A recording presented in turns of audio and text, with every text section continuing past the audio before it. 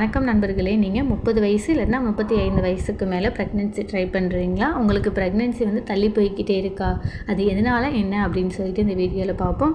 பொதுவாகவே ஒரு பெண் வந்துட்டு இப்போ puberty first time age attend பண்ணுறாங்க, 12 இல்லைன்னா 13 வயசில் அட்டன் பண்ணுறாங்க அப்படின்னா அதுலேருந்து அவங்களோட 20-25 வயசு வரையும் உற்பத்தி ஆகிற கரு முட்டை இருக்கு இல்லையா, அதோட தரங்கள் வந்து மிகவும் நன்றாக இருக்கும். அந்த டைமில் அவங்க ப்ரெக்னென்சி பிளான் பண்ணாங்க அப்படின்னா உருவாகிற கரு முட்டை வந்துட்டு நல்ல தரமானதாக இருக்கும். அப்போ வந்து அவங்களுக்கு ப்ரெக்னென்சி வந்து 90%, 100% கூட ப்ரெக்னென்சி சான்சஸ் வந்து ரொம்ப அதிகம்.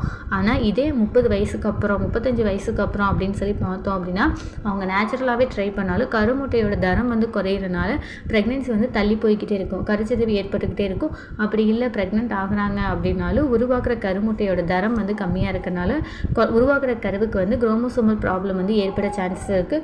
அப்படி இல்லை அப்படின்னாலும் கர்ப்பகால நீரிழிவு நோய், கர்ப்ப காலத்தில் வந்து உயர் ரத்த அழுத்தம் இதெல்லாம் ஏற்பட சான்சஸ் இருக்குது. அப்படி இல்லை அப்படின்னா ப்ரீடம் டெலிவரி இது மாதிரியெல்லாம் ஆகும். அதனால் 30 வயசுக்கு மேலே நீங்கள் வந்து ஃபஸ்ட்டு ப்ரெக்னென்சி ட்ரை பண்ணுறீங்க அப்படின்னா ஃபஸ்ட்டு 6 மந்த் முதல் 6 மாதங்கள் வந்து இயற்கையாகவே ட்ரை பண்ணுங்கள். நேச்சுரலாக நீங்கள் எந்த மெடிசனும் இல்லாமல் ட்ரை பண்ணுங்கள். அப்படி ட்ரை பண்ணியும் உங்களுக்கு வந்து ப்ரெக்னென்சி வந்து கன்ஃபார்ம் ஆகலை அப்படின்னா நீங்கள் உடனே டாக்டரை பார்க்குறது ரொம்ப முக்கியமானது.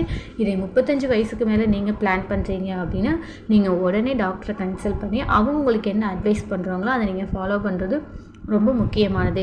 இதுக்கு முன்னாடி காலத்தில் வந்து நேச்சுரலாக தான் ட்ரை பண்ணாங்க. எந்த ஏஜில் வேணால் பேபி ஃபார்ம் ஆனது, எப்போ வேணால் குழந்தை பெற்றுக்கிட்டாங்க. இப்போ அந்த மாதிரி இல்லை அப்படின்னு சொல்ல முடியாது.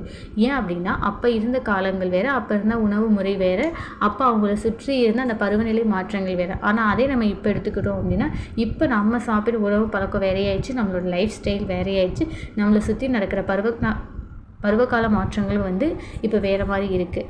அதனால நீங்கள் டாக்டரை கன்சல்ட் பண்ணி என்ன மாதிரியான லைஃப் பேட்டர்ன் ஃபாலோ பண்ணணும் அப்படின்றத வந்து கேட்டு தெரிஞ்சுக்கிறது ரொம்ப முக்கியமானது.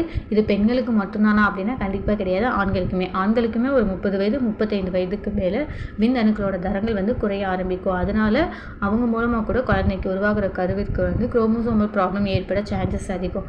அதனால் 30 வயசுக்கு மேலே 35 வயசுக்கு மேலே நீங்கள் ட்ரை பண்ணுறீங்க அப்படின்னா ஒரு 6 மந்த் மட்டும் நேச்சுரலாக ட்ரை பண்ணிவிட்டு அதுக்கப்புறம் பேபி ஃபார்ம் ஆகலை அப்படின்னா ஒரு டாக்டரை கன்சல்ட் பண்ணிவிட்டு அவங்க என்ன அட்வைஸ் பண்ணுறாங்களோ அதை ஃபாலோ பண்ண வேண்டியது ரொம்ப முக்கியமானது. இந்த வீடியோ ரிலேட்டடாக ஏதாவது டவுட் இருந்தது அப்படின்னா கீழே கமெண்ட் செக்ஷனில் கமெண்ட் பண்ணுங்கள். நன்றி.